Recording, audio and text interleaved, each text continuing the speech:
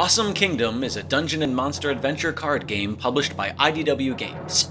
It's a 2 to 4 player game for ages 12 and up, and can be completed in 30 to 45 minutes. The Tower of Hateskull is home to the foulest undead couple in the kingdom. Players must rack up awesome points by collecting cards and coins throughout the dungeons.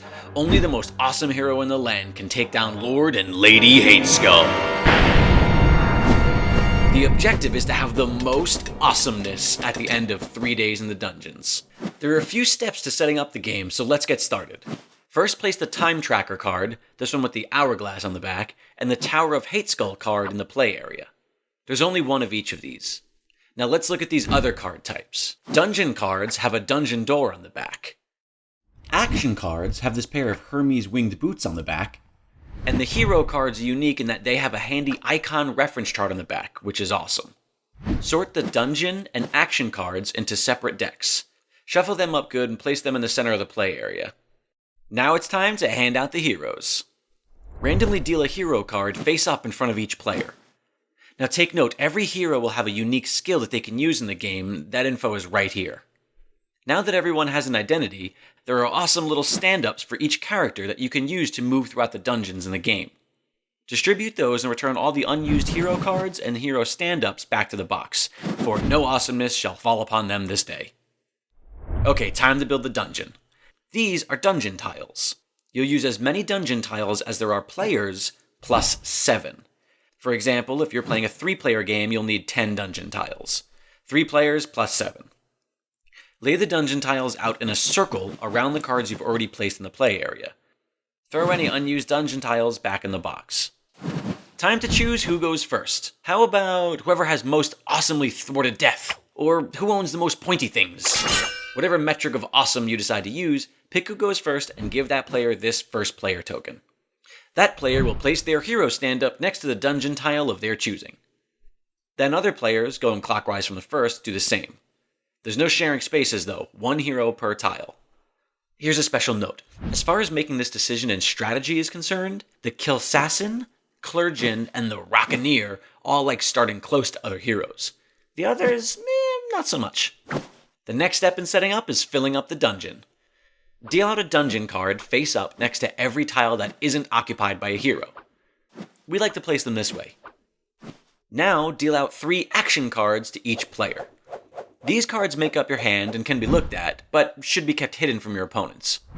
And finally, the last step is setting the time tracker. It's the first player's job to place this dial in the middle of the time tracker card and set it to day 1. Alright, we're all set up and ready to rock.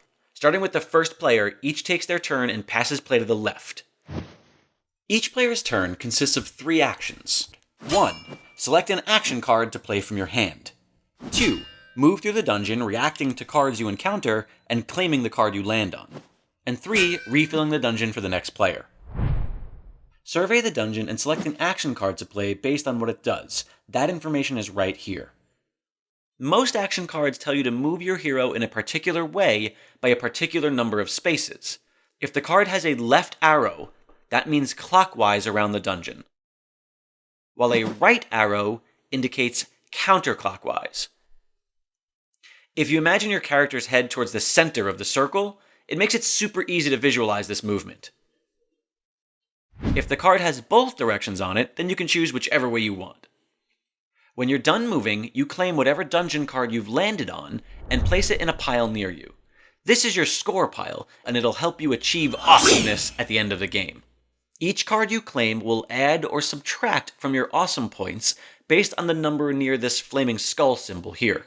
We'll talk a little bit more about that later. Now, when moving around the dungeon, only count the spaces with cards. For example, if you're playing this totally awesome racing Zazzle with an arrow pointing to the right, you'll move 4 spaces in the dungeon counterclockwise, not counting Junk Venter over here as a space, landing on these totally awesome tin coins, which dictates you gain a coin from the bank. Sweet! There are 4 types of cards you'll encounter in the dungeon. Trap cards. They may wound you and subtract awesome points from your score. Not cool. Magic cards. These may help heal your wounds, or give you new magical abilities. How fancy. Treasure cards, which usually score you some coins and or awesome points. And lastly, monster cards, which have a wide variety of both positive and negative effects. Amongst those monsters, of course, are Lord and Lady Hateskull. Now, it's super important when moving your character to pay attention to each and every dungeon card and hero you pass, as certain cards and heroes have special abilities that may be activated simply by passing them. Like we said before, there's a great reference chart on the back of your hero card for the different icons you'll see throughout the game. Here are a few common abilities to look out for in the dungeon. The Stop ability. The moment you move on to a card with the Stop ability, like this totally not awesome Gronk trap, you lose any movement you had left and end your move on that card. Pass. These abilities trigger when you pass over a card or a hero. Like when you pass over the Well of Ill Wishes, you have to leave 2 coins on the well. If you only have 1 coin left, well, too bad, cough it up. There are also cards that activate when you land adjacent to them, and like we showed before, when you land on them as well. Once you've moved your character and resolved all of your abilities, whether you've collected coins, garnished a few wounds, or maybe found a magical item, your turn is over. But before the next player goes, you have to refill any empty spaces in the dungeon with new dungeon cards from the deck. The space you started your move at will always be empty, and sometimes, depending on what abilities you've encountered during your turn, other spots may be too. You always want to ensure that there are 7 dungeon cards active for the next player. Play continues clockwise until each player is completely out of action cards, at which point the day ends. At the ends of days 1 and 2, the first player turns the dial on the time tracker to the next day and passes the first player token to the person to their left. Every player is then dealt a new hand of 3 action cards from the deck, and play continues starting with the new first player. At the end of day 3, the game is over and it's time to declare the winner. To do so, players count up the total awesome points from every card in their score pile, add 1 point for every coin collected, and subtract 1 point for every wound. The player with the highest total is the most awesome hero and wins the game. And that's how you play Awesome Kingdom. Happy gaming!